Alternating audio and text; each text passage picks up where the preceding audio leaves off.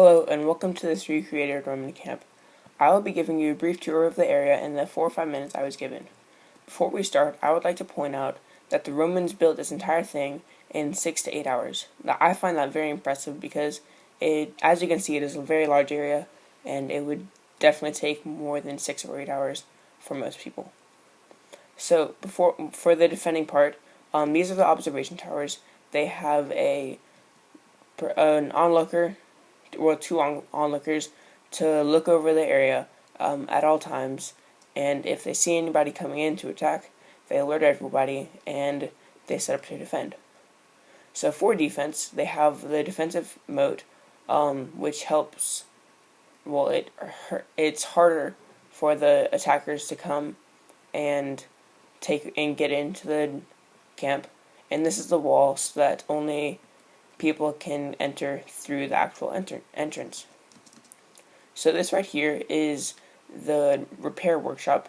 It is where Roman soldiers and mercenaries would come and return their swords, shields, armor to the blacksmiths, and overnight the blacksmiths would repair their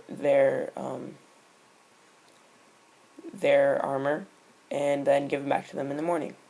So these are the stables. It is very common for the Roman camps to have these because they're very much needed. They would, of course, hold the horses, and that's basically all it is about them.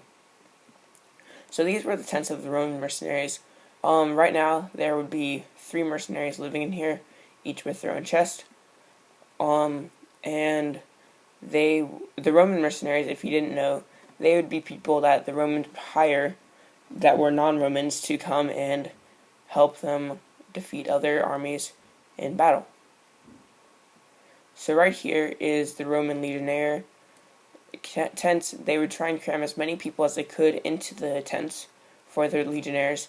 It was very uncomfortable living in here because there are 11 people living here in this tiny space.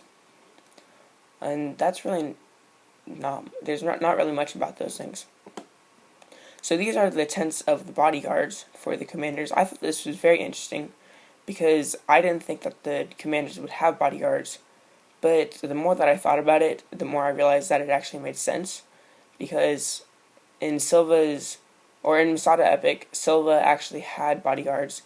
And they were the people that carried Eleazar into his cage and also helped the people that were helping Silva catch the people who were trying to overthrow him. So this right here is the commander's tent. It's, well, the commander's tent, plural. The commanders would stay here, and it was obviously very cozy. There was a lot of room, and they would just have a better time than the legionnaires, basically. So right here actually is Main Street. It was called Main Street because many of the Roman soldiers, mercenaries, and bodyguards would have to walk across this path to get to where they were desiring to go because it connects basically all of the main places. So right here, it was a sacrificing pit. It was where the sacerdotes or the priest would create their sacrifices, or would do their sacrifices. Yeah, that's about it. After the sacrifices happened, they would look to their commander, who would stand up on here, and give his speech. There's not really much to that part. I forgot to say that, but this stand is called the tribunal. The commander would stand up here and notify the soldiers of what needed to happen, and usually that was after a sacrifice. So right here, this is the quaestor's tent. It's where the quote-unquote lawyers of the time would stay. The quaestors would be needed in case of a political issue and would make the decision that would be needed to be made. So, as I was researching this, I found it interesting that the Romans had lawyers, and also the I found that this was this